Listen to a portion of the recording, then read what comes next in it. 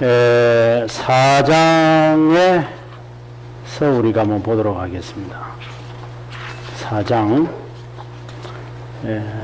먼저 우리가 목차를 보면 4권 1장, 2장, 3장, 4장 이렇게 되는데 1장이 참된 교회, 그 다음에 2장이 참된 교회와 거짓된 교회 이렇게 보고 3장에서 목회자, 그 다음에 4장에 와서 사역자, 5장으로 가면은 부패한 교회 이렇게 연결이 됩니다. 이렇게 좀 우리가 목차를 외우신 분들은 이거 그냥 어렵지 않게 받아들이는데 좀 구분이 되면 좋겠어요. 여기는 목회자, 그러니까 목사님들. 그 다음에 여기 사역자라는 것은 교회에 칼빈이 하는 말은 사역자로서 장로, 그 다음에 집사, 가장 중요한 것은 장로와 집사하고 그 외에 이제 여기에서 오늘 설명하게 되는 게 부교역자들, 당시의 부교역자들에 대해서 이야기를 하고 있기 때문에 근데 이것이 어떻게 타락해 가느냐 하는 그 이야기가 있고 그러면서 교회가 부패해져 간다 하는 그 이야기를 지금 하고 그래서 참된 교회, 거짓된 교회를 설명을 하고 목회자의 중요, 참교회가 1권 9항에 가서 참된 교회의 가장 키워드는 목회자다 라고 이야기를 했기 때문에 그 목회자의 참된 모습을 이야기를 했고 그 다음에 사역자, 오늘은 사역자에 대해서 한번 보도록 하겠습니다. 829페이지에 보면 3장에서는 목회자 선출에 초점을 맞췄다면 4장에 가서 사역자 선출에 초점을 맞춘다. 그러다 보니 교회 역사를 많이 사용하게 된다라고 했습니다. 고대 교회의 사역자인 감독, 장로, 집사의 기능, 선출 방법이 무엇인지 설명하게 됩니다. 교회들은 헌금, 즉 수입은 사례비 외에 주로 구제비로 사용했다. 교회 사역자 선출은 일반 신자들의 승인이 대세였으나 정교 유착이 일어나면서 점차적으로 정치인들의 손으로 넘어가게 이르렀고 결국은 타락의 길로 걷게 된다. 그래서 여기 보시면은 사역자 선출은 일반 신자들이 선출해야 되는데 이것이 점차적으로 누가 선출하게 되느냐면 우리가 지금 총회도 보면은 이제 지금 총대들이 등장하거든요. 우리 총대도 엄청나게 많잖아요. 그래서 작은 교회 총회장이 있어야 할 교회에서는 총회도 못해요. 거의 지금 700명, 지금 약 800명 가량 되는데 그 800명이 한 자리에 모이려면은 그리고 과거에 여러분 기억나시겠지만 과거에는 호텔이라도 있었지. 요즘은 호텔도 없잖아요. 그러면 그분들이 다 어디서 다 주무실 것 같아요, 목사님들이요? 그 압구정동, 지금 압구정동에서 지금 하고 있는데 어디서 주무실 것 같아요? 과거에는 그래도 여인숙이라서 해요. 요즘은 다 모텔이 돼가지고 그 호텔 그 800명이 그 자리 잡으려면 좀 보통 일이 아닙니다. 그래서 이게 저는 개인적으로 봤을 때에 일이 자꾸 커져가면서 하는 이게 결코 좋은 것은 아닌데 왜 저렇게 하시는 거 모르겠어요, 저는. 교회사적으로 보게 되어지면 이것은 잘못되어 가는 모습이거든요. 지금 국회의원들도 지금 300몇십 명에서 이상하지 말라고 지금 가는데 총대들은 자꾸 나가지거든. 아빠 나중에 1,500명 가면 될 것 같아요. 그 죽을 어디서 감당하겠어요? 그러니까 이제 딱 한 군데밖에 없어요. 1,500명 정도나 됐을 때 할 수 있는 수용되는 교회는 대형 교회만 하는 거죠. 그러면 당연하지 대형 교회만 해야죠. 그러면 만약에 제가 총회장 되었으면 여기서 하겠어요, 여기서요. 이게 말도 안 되는 이야기니까 저는 총회 나오고 싶어도 못해요, 이게. 가만히 생각해 총회장 한번 되고 싶은 마음도 있는데 이 교회가 무슨 코테가리 같이 생겨가지고 어쩌겠나 우스갯소리입니다. 그냥 기다만 안 들으셔도 됩니다. 자, 830페이지 가서 감독에 대해서 세 가지 직책이 있었다라고 얘기합니다. 세 가지 직책이 아니라 교회의 감독에게 주어질 때에 세 가지의 수임이 있었는데, 첫째, 목사, 교사, 이거는 우리 흔히 말하는 목회자를 말합니다. 두 번째, 우리가 말하는 치리장로, 도덕성을 징계하고 수정을 책임을 지는 자다. 그러니까 장로는 성도들을 수정시키는 일, 교육시키는 일에 최선을 다해야 된다. 그 다음에 세 번째가 집사죠. 가난하고 구제물을 배분하는 일을 맡은 집사였다. 이 세 부류가 초대교회부터 성경에서처럼 있었다. 그 다음에 있었던 그 직책이 있었는데, 낭독자, 그 다음에 조수. 저도 어릴 때 조사라고 불렀거든요. 그래, 나조사 막 그랬는데, 여기 보면 낭독자, 조수. 지금도 있습니다. 로만 가톨릭은 낭독자가 있습니다. 근데 이런 사람들은 성직자라고 나중에 불리게 되어졌다. 왜 이 사람들이 낭독자, 조수가 되어졌느냐 하면, 앞으로 당시에 무슨 그 신학교가 있었습니까? 신학교라고 하는 것은 없었습니다. 그러니까 11세기, 12세기에까지 와도 신학교는 없었습니다. 그러면 누가 그러면은 성직자가 됩니까? 어릴 때부터 지금 같으면은 그 절에 가면은 그 있는 것처럼 그 깎아주름이 들어오는 것처럼 어릴 때부터 이렇게 맡겨줘서 그 애들을 양육시켜 가는 것. 그래서 그가 어느 정도 컸을 때 이제 비로소 성직자가 되는 그 훈련을 하기 위해서 이게 낭독자와 조수로 되어졌다라고 했습니다. 히에로니무스는 당시에 교회에 5가지 수임이 있었는데, 감독, 장로, 집사, 신자, 학습자가 있었다라고 합니다. 여기 학습자라는 것은 그 카테킴을 하는 교리 공부를 하는 사람들입니다. 그리고 성직자와 수도 사이의 적절한 위치에 관해서는 언급하지 않았다. 무슨 말이냐면, 나중에 뒤에 이제 마무리 가서 제가 수도사 이야기를 하겠습니다만은, 수도사는 사실상 성직자의 반열에 들어오지 않았다.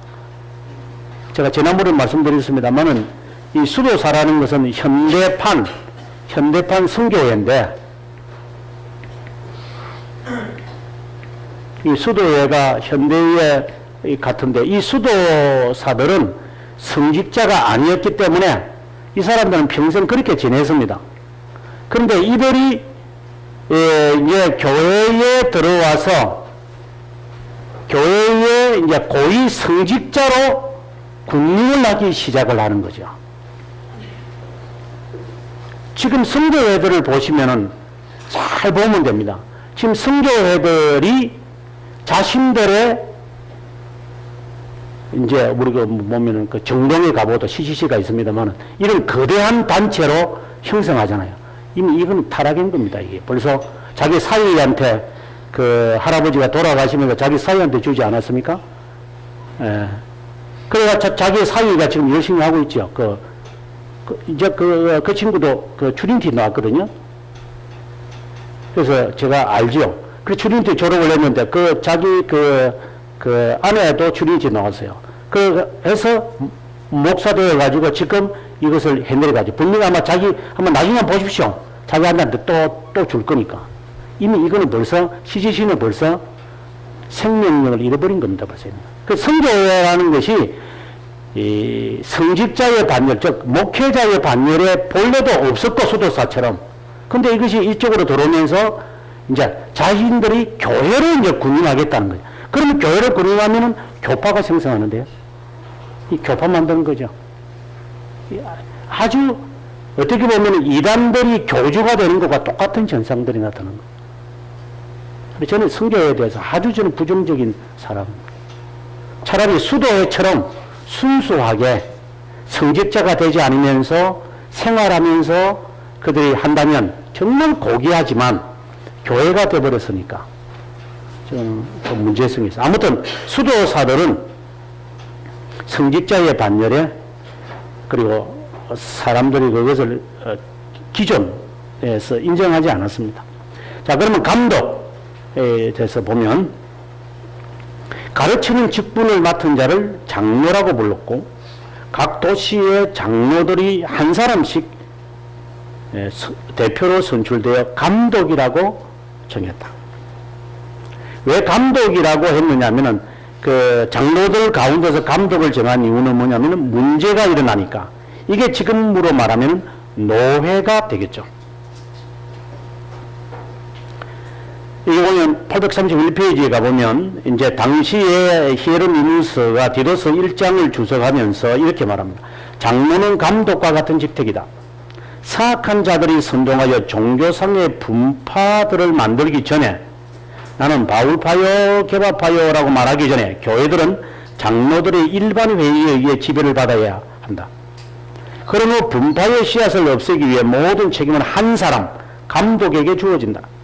장로들은 자신들을 일끄는 감독에게 종속되긴 하지만 감독이 장로들보다 우위에 있다고 하는 것은 주님의 임명에서 비롯되기보다는 관습에 의한 것이다. 지금 보시면은 지금 로만 가톨릭이나 중세교회를 보면 일반 사제가 있고 그 위에 감독이 있고 감독 위에 우리가 총감독이 있고 그러니까 대감독이라고 그러죠. 대감독이 있고 대감독 위에 총감독이 있고 총감독 위에 우리가 말하는 추기경이 있고 추기경 위에 교황이 있는 겁니다. 이거 완전히 이 퓨들리즘을 지금 이렇게 봉건 제도를 만들어낸 겁니다. 지금 히에로니무스가 이때 당시에 4세기의 교회를 하는 말이 무슨 말이냐? 감독이라는 것은 장로들 가운데서 가르치는 거니까 목회자들 말이죠. 목회자들 가운데서 문제가 있을 때 감독을 뽑아서 해결을 하고 그 다음에 이러면 사라지는 거다. 그 외에는 없었다. 더 높고 아래에 있어야 할 이유도 없었다. 그러면 왜 지금 이렇게 되어졌느냐? 이제 교회가 타락하는 거죠. 계급제도가 들어오는 거죠. 그 이야기를 지금 히에로니무스가 하는 이야기입니다. 그 다음에 당시에 각 도시마다 장로회가 있었다. 이 장로회는 지금의 앞서 말씀드린 대로 노회를 말합니다. 여기에는 목회자와 교사로 구성되어 있었다. 이 말은 이제 지금 같으면 목사님들로만 구성되어 있었다. 이 말입니다. 각 장로회는 조직과 일치하기 위해 감독 아래 모였다. 감독이 높은 위엄을 가진 것은 사실이지만 군림하지 않고 형제의 모임에 항상 종속되어 있었다. 감독직 하에 지역이 너무 커서 모든 임무를 감당하기 어렵다면 장로들은 그를 대신하여 어떤 지역의 사소한 문제들을 처리해 갔다. 이런 자들을 지역 감독, 우리 흔히 말하는 감독이라고 불리워졌다. 그 다음 페이지 넘어가서 832페이지 밑에 가면 사항 대감독과 총대감독. 대감독과 총대감독의 차이가 뭐냐면요, 총대감독은 쉽게 말해서 대도시를 말합니다. 대감독은 조금 소도시를 말하고, 그러면 이제 저희 나라 같으면 이렇게 말해야죠. 광역시에 목사님이 한 사람 있으면 그 사람은 총대감독이 되죠. 대전, 인천, 광주, 부산, 서울, 이게 이제 우리가 초대교회로 생각을 하면 총대감독이 한 명이 있는 것이죠. 이제 그 다음에 이제 작은 도시 평택, 천안, 이런 도시들은 대감독이 있다고 보시면 되겠습니다. 그걸 좀 이야기합니다. 그 다음에 이제 833페이지에 가서 집사에 관해서 말하고 있습니다. 집사의 성격은 사도시대와 동일했다. 집사는 신자들의 매일 헌금, 교회의 매년 수입을 받아 적절하게, 여기서 매일 헌금이라고 했는데 이제 예배 때마다 헌금을 하는 것이 아니라 이들은 언제든지, 지금도 그렇습니다만 교회에 헌금함이 있어서 언제든지 교회에 와서 헌금을 드리고 가고 이랬습니다. 그래서 교회에 하면은 항상 그 헌금을 드리는 것이었죠. 특별히 지금처럼 주일날 와가지고 예배 드리고 이런 것은 아니었습니다. 언제든지 자기가 하나님 앞에 드려야 할 것을 드리는 것이었습니다. 그 다음에 일부는 사역자들에게 일본은 가난한 자들, 가장 처음에 예산을 썼던 것은 사역자, 사례금이었고, 그 다음에는 그것이 혹시 남거나 또한 그 여유가 있다면 가난한 자들에게 했다. 그렇지만 이 모든 감독은 누가 하느냐? 목사님이 한 것이다. 집사들 가운데서 이제 이것을 총관할해야 되는 집사가 생기자. 그래서 그 다음 보시면은 부집사가 있고, 그리고 좀 더 가보면 부감독이 있었습니다. 부감독이 지금 같으면 안수집사가 됩니다. 아치디콘이라고 되어 있잖아요. 아치디콘요. 네. 이것은 이제 집사들 이렇게 본사하는 그 일을 하는데 전체를 감독을 해야 되는 사람이 있다. 그런데 이제 여기서 말하는 부집사라고 하는 것은 지금 같으면은 이제 서리집사와 해당되어지는 것처럼 이제 어쨌든 집사들은 뭐 하느냐? 가난한 자 돕는 것에만 신경 썼습니다. 봉사하는데 신경을 쓰는 게 집사였다. 이 말입니다. 뭐 결정을 하고 이런 것은 집사들이 하지 않습니다. 그럼 다 장로들에게 다 맡겨놓고, 그 다음에 교회 재산에 대해서 어떻게 했을까 보면, 감독과 집사는 그것을 자신의 소유처럼 다루지 말고 가난한 자들의 필요를 위해 사용했다. 나쁜 신앙으로 그것을 감추거나 허비했다면 살인죄로 여겼다. 주님의 법에 따라 교회를 위해 일하는 자들이 공적 경배로 후원을 받는 것은 공정하고 인정받는 일이었다. 그래서 헌금이 들어오면은 그것을 교회에 사역하는 자들을 이렇게 생활비로 나가는 것은 당연했다. 그 다음 페이지 넘어가면 사역자가 음식이 부족하지 않고 가난한 자들이 무시되지 않도록 분배했다. 동시에 검소한 삶의 모범을 다른 자들에게 보이기 위해 사역자는 사치와 방종에 이르지 않도록 필요한 만큼만 받아가야만 했다. 그리고 지출에 4가지 이제 내용이 있었는데, 첫째, 가난한 자, 성직자 사례금이고, 두 번째, 가난한 자들, 셋째, 경상비, 넷째는 항상 여분이 놓아져서 나그네를 위해서 사용되어졌다. 이게 이제 감독이 마음대로 이제 사용을 이제 하게 되었죠. 그래서 여기 보면은 감독이 그것을 꿀꺽 삼키지도 말아야 했고, 이거는 아무도 감사를 하는 게 아니거든요.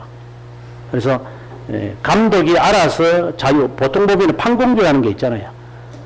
지금 총회장님이 이번에 보니까 그 취임 연설하면서 총회장에게 주어지는 판공비를 나는 교회 총회에 바치겠다 이랬다는데, 이거는 참 대단하신 것 같아요. 그 판공비가 상당한 돈이거든요. 근데 그걸 나는 교회 총회로 다시 돌리겠다 뭐 이렇게 말씀하신 거 볼 때 참 감사하다는 생각을 가져봐요. 근데 뭐 그분은 그거 없어도 괜찮아요. 그분 큰 교회니까. 제가 볼 때는 그냥 저기 강원도 평창에 있는 교회 그냥 도와준다 했으면 좋았을 뻔했는데. 아무튼 이 나그네, 경상 이런 교회를 유지하고 보수하고 짓고하는 이런 거예요.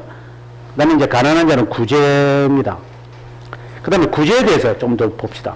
신성한 물건을 아름답게 꾸미는데 적은 예산을 들였고 교회가 점차적으로 부유해지는 가운데 이 점에 관해 여전히 검소했다. 물질이 들어오는 대로 가난한 자를 위해 손대지 않고 사용했다. 포로들의 몸값을 치르기 위해 당시에 그 전쟁을 많이 했기 때문에 교회의 신성한 기물을 깨뜨렸다고 이단 아리오스파가 비난하자 이에 대해 밀라노 감독 암브로시우스는 다음과 같이 아니다 감독 아카키우스에게 이렇게 말했다. 835페이지 가서 금을 가지지 않은 죄로 사도들을 보내신 그분은 금없이 교회들을 모았다. 교회는 지불하기 위해서만 금을 소유하고 억압받는 자들을 풀어주기 위해 소유했다. 도움도 되지 않는 것을 왜 가져야 할까? 주님의 성전에서 아수르인들이 얼마나 많이 금과 은을 훔쳐갔는지 잊지 말아야 한다. 사악한 적들이 가져가는 것보다 사제가 가난한 자를 돕기 위해 그것을 녹이는 것이 옳지 않을까? 왜 이런 가난한 자들이 배고파 죽는 것을 보고만 있을까? 사육을 위해 모아둔 금을 가지고 있는데도 갇힌 자, 감옥에 갇힌 많은 자들을 석방시키는 데 대가를 풀어주지 않을까? 적들에 의해 얼마나 많은 자가 죽고 있을까? 철보다도 살아있는 자의 그릇을 보존하는 것이 더 중요한 것이다. 이에 대해 무슨 말을 할 수 있을까? 하나님의 성전의 장식이 좀 부족했다고 대답할까? 성례들에 무슨 금이 필요할까? 금을 가지고 어떤 것을 살 수 있을까? 성례의 장식은 갇힌 자들의 대가다. 이 말은 교회 장식하는데 신경 쓰지 말고 쉽게 말한다면 가난한 자를 위해서 쓰라. 이 말을 지금 하고 있는 거죠. 그리고 당시에 그 크리소스토모스, 이제 같은 시대의 인물이죠. 예, 동로마 제국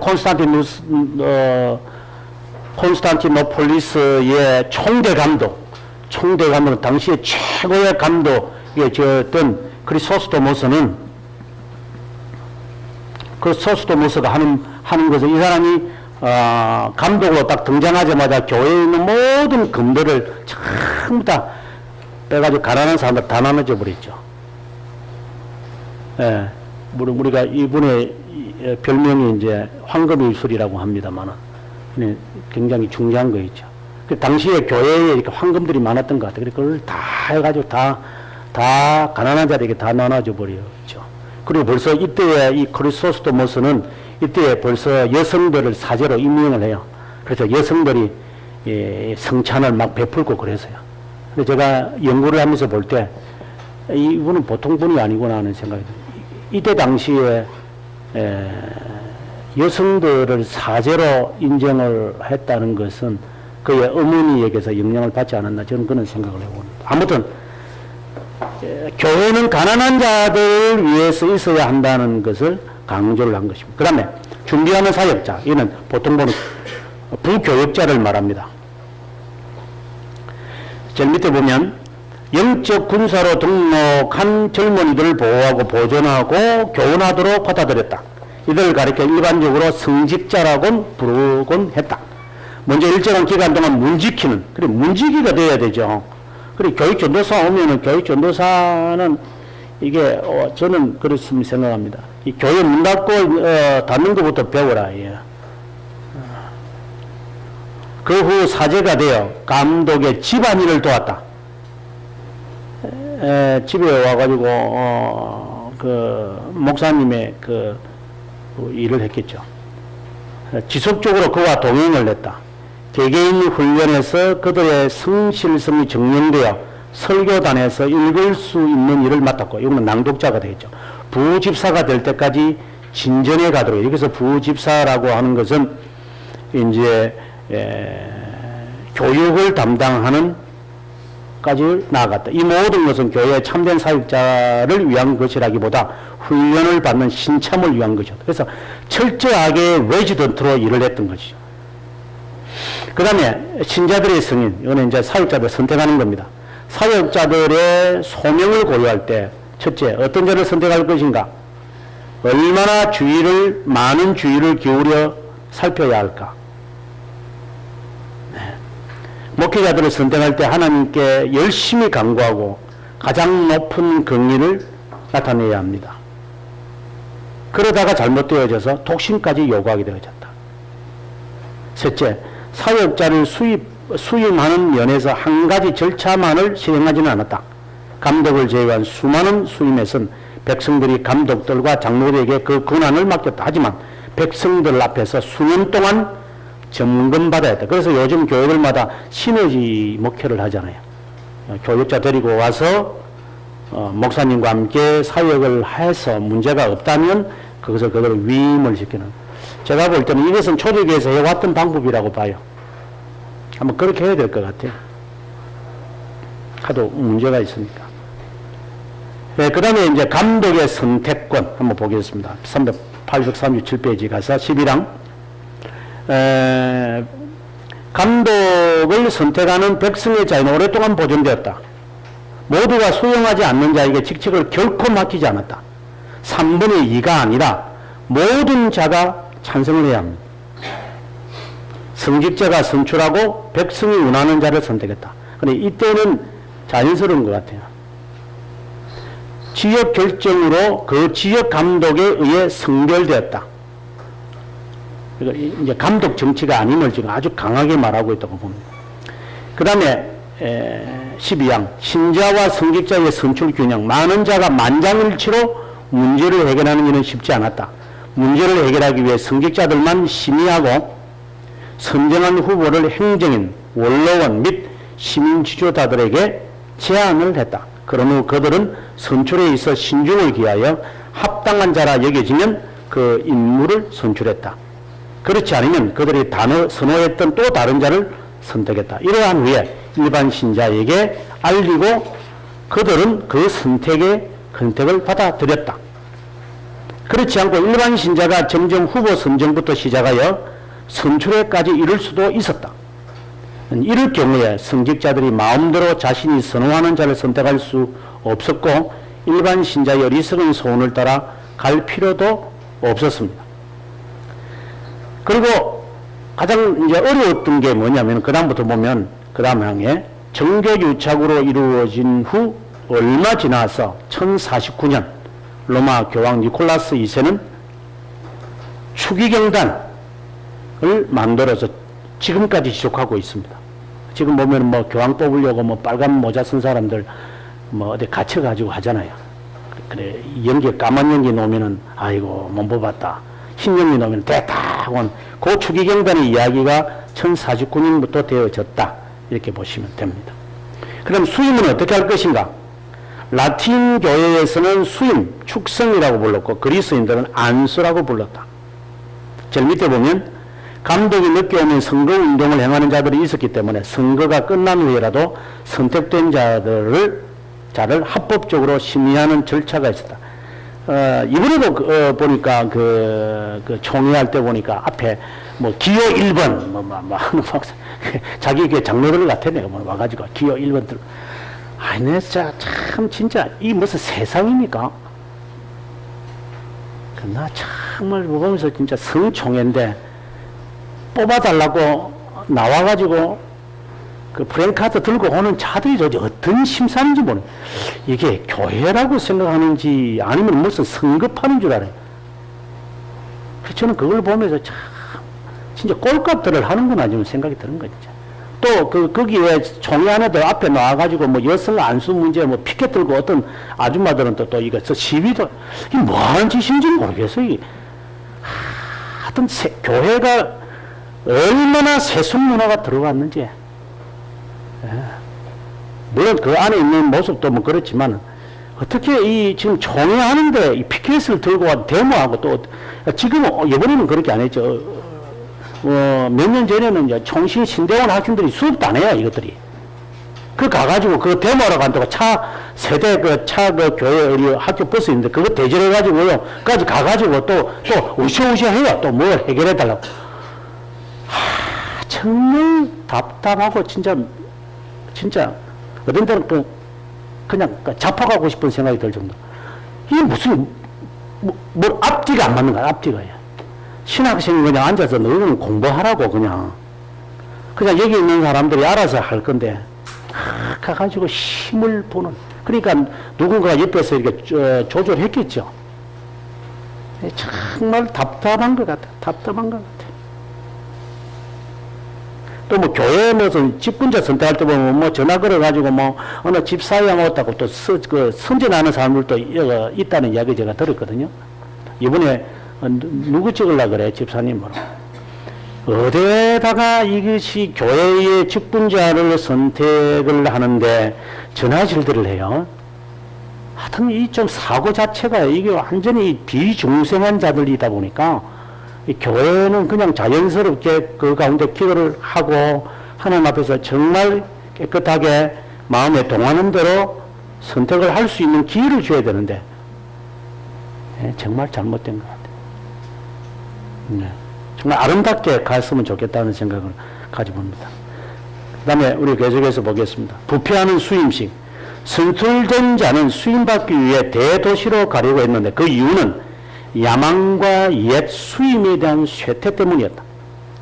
로마청의 권위가 상승하자 더 나쁜 관습이 생겼는데 대부분의 이탈리아 감독들이 모두 로마에 축성되고자 했던 것이다.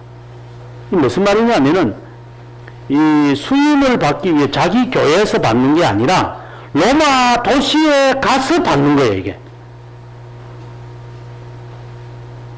그래서 많은 사람들에게 와서 요즘 같으면 그런 거죠. 지난주에 제가 잠깐 그런 말을 했지만 자기가 그 안수를 받거나 취임을 하면 취임을 하지. 그 짜들 그것들 연락들을 해가지고 그 사람들을 다 불러 모아요. 이 무슨 교회 뭐 안수집사가 되고 장로가 되고 권사가 되는 게 무슨 큰 감투 쓰는 건가요? 너 평생 너 거기서 너 죽도록 충성하라. 그래서 그걸 맡기는 건데 뭘 앉아가지고 뭘 제공한다고. 참 하여간 정말 좀비들이 다 있는 거지. 진짜 내가 보면 진짜 웃을 때가 많아요. 진짜 교회들.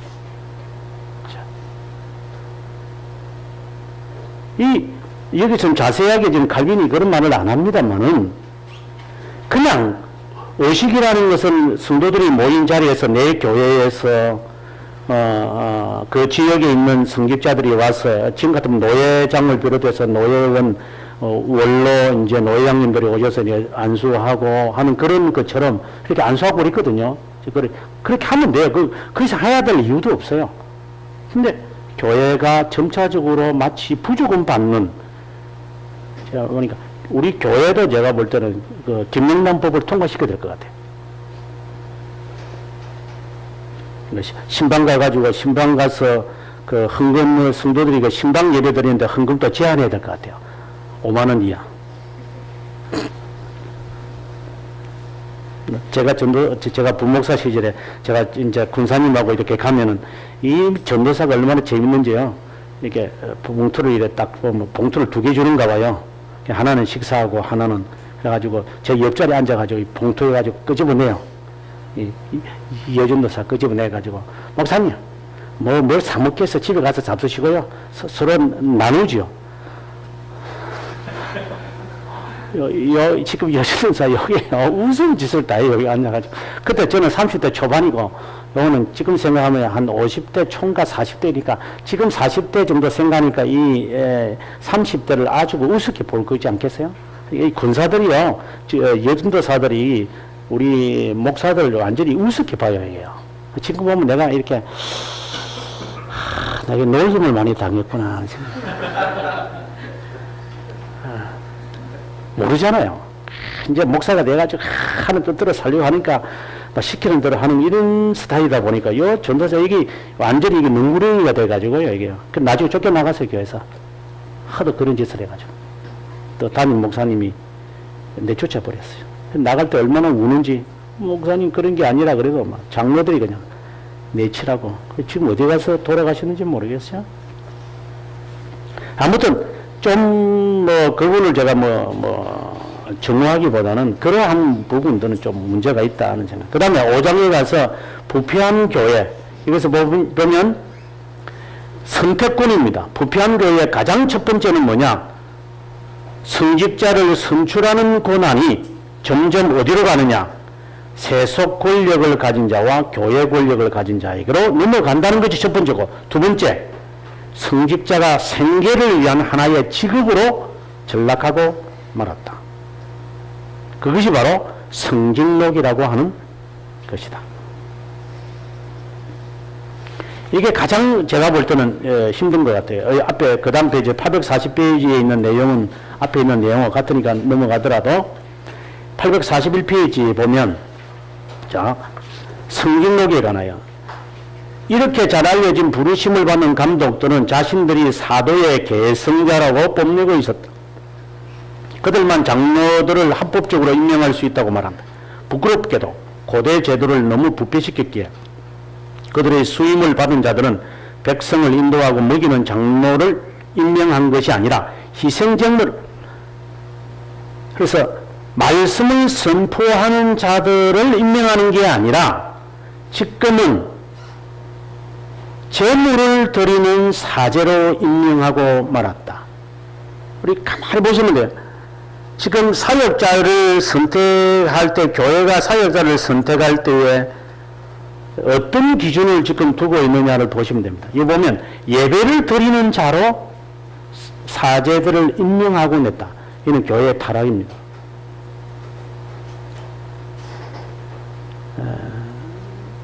제가 있을 때는 안 있었던 것 같아요. 제가 있을 때까지도 그 부교육자 할 때 운전면허, 일종면허, 그게 없었던 것 같아요. 제 기억이 그리 없었거든요. 제가 87년도에 제가 일종 면허를 딸 때이기 때문에 그때는 상당히 어려운 시기인데 뭐 그때 뭐 운전면허증이 있었겠죠. 근데 그 다음에 이렇게 좀 보니까 목사고령을 하는데 보니까 가끔씩 이제 여기에 보면은 일종 보통 면허 소유자 이렇게 이제 명시되거나 그래서 부교역자를 선출하는 것을 말씀 선포와 이런 것에 초점이 있는 게 아니라 여기에 보면 예배 드리는 사제로 임명하고 마는 꾼으로 이제 받아들이겠다. 월급을 주는 고용인이 비고용인이 되는 이러한 상황이 되어버리고 마는 정말 안타깝다 하는 생각이 들어요. 그 교회가 그 부교역자를 데리고 정말 훌륭한 목사로 잘 양육시키겠다. 이 계획이 없는 거죠. 그게 안타깝죠, 저는요. 개인적으로 보면. 다시 말해서 직무를 신행하는 자에게만 수임을 해야 한다는 거다. 불필요한 재정의 직무를 교회에 맡기지 말고 차라리 가난한 자들에게 분배되어야 한다는 것이다. 수임받는 자는 명예적으로 생각하지 말고 은숙한 선서로 맡은 직책으로 알고 수행해야 한다. 어떤 것도 먹는 것 외에 종교상 염려할 것이 없다고 생각하는 로만 가톨릭의 권위자들은 먼저 직책을 생계의 수단인 수입 의원으로 생각했다. 그것이 자신들의 교회 재산에서 나온 것이든 사제직에서 나온 것은 상관하지 않는다. 장로나 부제를 임명할 때 사역하는 것과는 상관없이 임명받은 자들이 스스로 생계를 유지할 수 있다면 수임을 베풀었다. 지금 우리가 목사 안수 지금 주는 모습들을 보면은 이해가 됩니다. 사정이 이러다 보니 임명받은 자는 생계와는 상관없이 지책만 받는 것으로 만족하고 생활비를 청구하지 못하게 되었다. 이런 가운데 수천의 협잡이 일어나고 말았다. 화려한 의식들로 흥분시킨다. 이건 뭐 수임하는 사람들입니다. 화려한 것을 한다는 것이고 그냥 넘어가겠습니다. 843페이지에 성직록 수여 사제직의 수여권을 가진 감독은 명예직이었을 뿐 실제로 다른 자들이 주었습니다. 수여의 조건으로 성직념에 없이 이루어진 것은 1%도 안 됩니다. 어떤 자는 부모의 배경, 친척들의 배경으로 또는 아첨함으로 받았습니다. 그래서 수여하는 목적은 사제의 생계를 위함이었지 교회의 유익이 아니었습니다.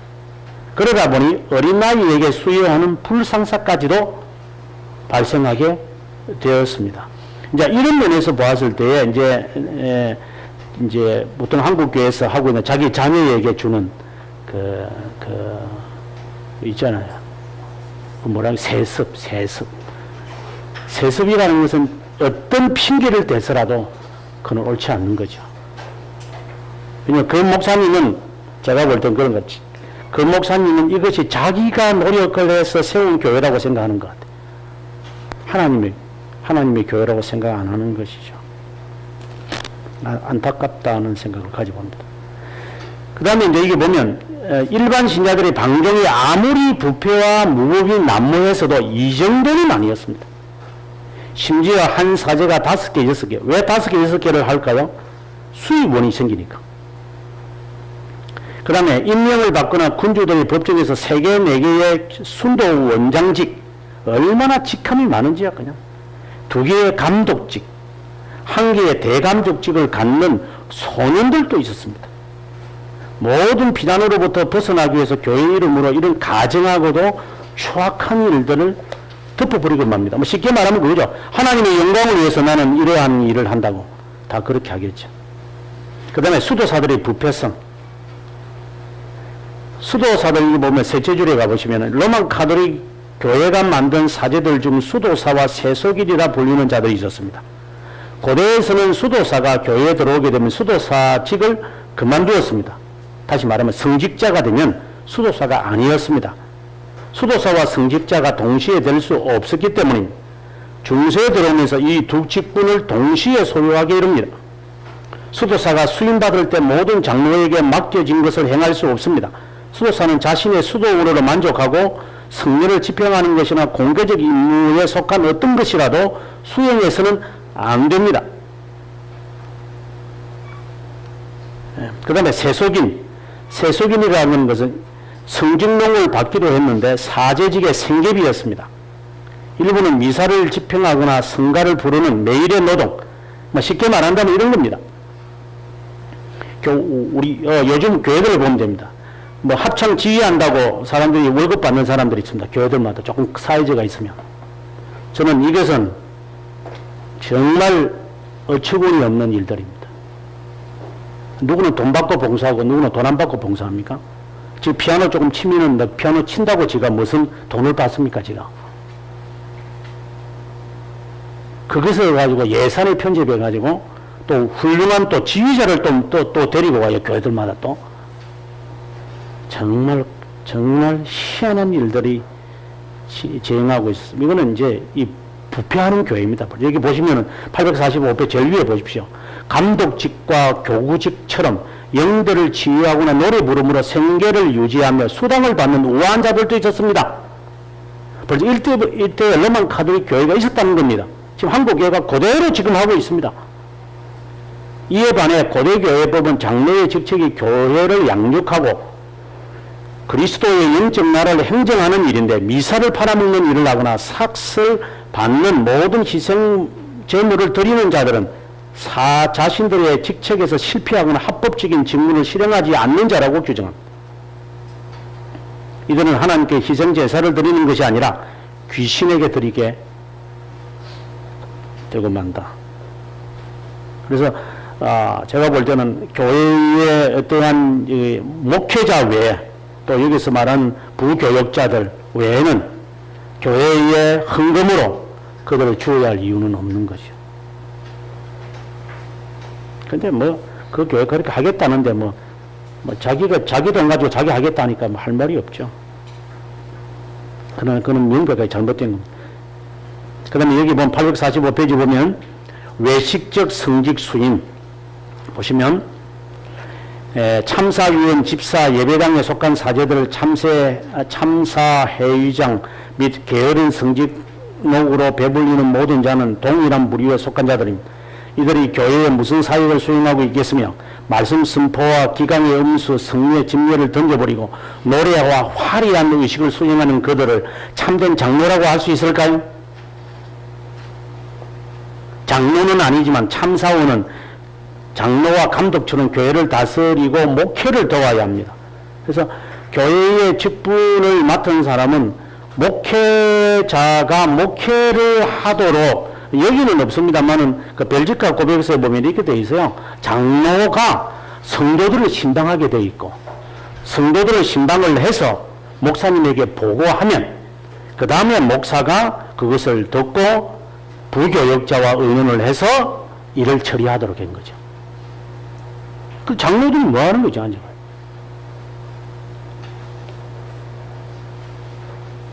전부 다 가짜 베개들이 앉아가지고. 뭘 신방을 해요, 저거들이요. 그래가지고 또 그것도 또 만 70세까지 또 장로직을 또 해먹어요, 또 이것들이요.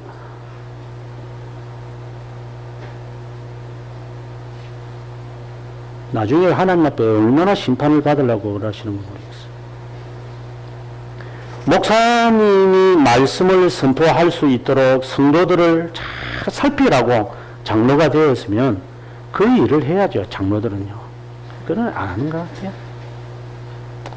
845페이지에 가서 성직자들이 이제 부패, 명목상의 부패, 그 다음에 846페이지 보면 그레고리오 1세도 물론 문제가 있지만 그때 이 사람이 이제 6세기의 교회를 이야기합니다. 이렇게 말합니다. 한번 보십시다.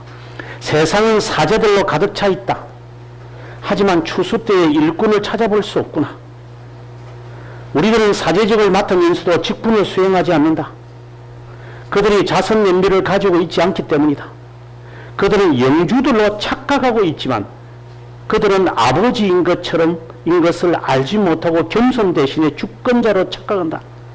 목자들이여 보수를 받으면서도 일하지 않는다면 무엇을 할 것인가? 겉보기에만 바쁘고 맡은 일에는 관심을 가지지 않고 딴짓에만 관심을 갖는다. 말씀을 선포하는 일을 버렸다. 감독이라는 명예직만 가지고 있을 뿐 직무를 수행할 능력이 없으니 받을 벌을 쌓고 있을 뿐이구나. 벌써 6세기에 이런 말을 지금 하고 있는 것이죠. 그 다음에 847페이지 가보면은 당시에 그 중세교회의 성직자들을 지금 고발합니다. 이거 보면 그들은 무질서, 나약, 사치, 방탕, 협잡, 사기, 반역, 배반, 사람들을 해하는 일의 전문가입니다. 대담무상하게 간악한 죄를 지으면서도 아무런 가책도 없고 잔인, 탐욕, 오만불선, 자만합니다. 방탕 외에는 어떤 행동도 하지 못하는 자입니다. 그들의 기준에 따라 파문을 당하지 않은 감독은 교구, 목회자 100명 가운데 한 명도 없을 겁니다. 이들의 직무들은 그리스도만 아니라 사도, 교부, 초대교회에서조차 찾아볼 수 없습니다. 그 다음에 848페이지에 외모를 위한 지출. 이거는 이제 아름다움입니다. 아름다움. 외형적인 것. 하나님의 심판에 대해 무감각한 그들은 교회당에 외모적 아름다움. 교회당이 뭘 지으면 아무거나 지으면 어때요, 그냥. 교회당 그 화려하게 지어놓고 성도들 보고 헌금 강요하고 재산 바치라 그러고 이건 도둑질이나 강도질을 일삼았습니다. 그들은 이게 기만적 가난에 보면 가장 아름다운 기만수를 펼치는데 교회의 위엄이 장엄함으로 보존된다고 합니다. 장엄해야 하나님이 임재한다고 생각하는 거예요. 이거는 뭐 성도들이 그런데 모이는 성도나 똑같은 짓거리고 뭐 똑같은 거 있고요. 교회나 뭐 성도들이나. 849페이지 가면 부정한 지출. 그러니까 하나님의 뜻대로 이제 하는데 관심 없고 그 밑에서 5페이지를 보시면은 스스로 살아남으려고 애쓰면서 미신으로 백성을 위협하고 가난한 자들에게 배분해야 하는 것을 교회당 건축을 하고 상을 세우고 그릇들을 구입하고 신성한 그릇들을 구비하는 데 지출합니다. 이렇게 하여 매일 구제물은 이런 깊은 구름 속에 소멸되고 맙니다. 교회의 모습은 점점 사라지고 마는. 그 다음에 페이지 넘어가서 850페이지 보면 끝으로 성직자들의 소유와 권력에 대해 생각해 봅시다. 농지와 소유 재산에서 받는 것으로 수입의 대부분을 차지했던 감독들은 화려하고 사치스러운 건물, 의복, 연회를 위해 허비합니다. 타락한 세상 군주와 다를 바 없습니다. 뭐 어디 인터넷에 보니까 그 손봉호 교수님이 뭐 중세교회보다도 한국교회가 더 타락했다 이런 말씀을 하시는데 그거는 그 손 교수님이 실수하시는 것 같아요. 그 우리 교회사를 좀 모르시면서 아는 체 하시는 것 같아요. 지금 한국교회는 아직까지 그 정도는 아니죠. 우리가 모르죠. 방금 이야기했던 이 정도는 아닌 것 같아요. 제가 볼 때는. 근데 그보다 더 타락했다 하면 좀 교회사를 좀 배우셔야지. 할아버지가 그렇게 자꾸 한국교회를, 물론 저도 비판하는 사람 가운데 하나지만 한국교회는 그 정도는 아니죠. 적어도 살아남으려고 하는 개혁교회를 하려고 청교도 정신을 갖고 있는 목사님들이 얼마나 많은데요. 정말 저는 진실한 목사님들이 젊은이들이 많다고 저는 봅니다. 제가 비판을 하고 있는 것은 이제 몇몇 부류들이 있는 것이지 한국교회에 적어도 진실하게 살려고 하는 분들이 있기 때문에 나는 희망이 있다고 개인적으로 생각은 해요. 네. 그러나 그 비판도 이제 받아들여야 되겠죠. 아무쪼록 우리가 속해 있는 교회가 오늘 이렇게 칼빈이 초대교회와 중세교회를 번갈아 가면서 지적하는 것을 좀 생각을 하면서 정말 바른 교회로 우리가 가도록 직분자들은 신경을 쓰고 노력을 해야 되리라고 생각합니다. 4권 5장까지 했습니다.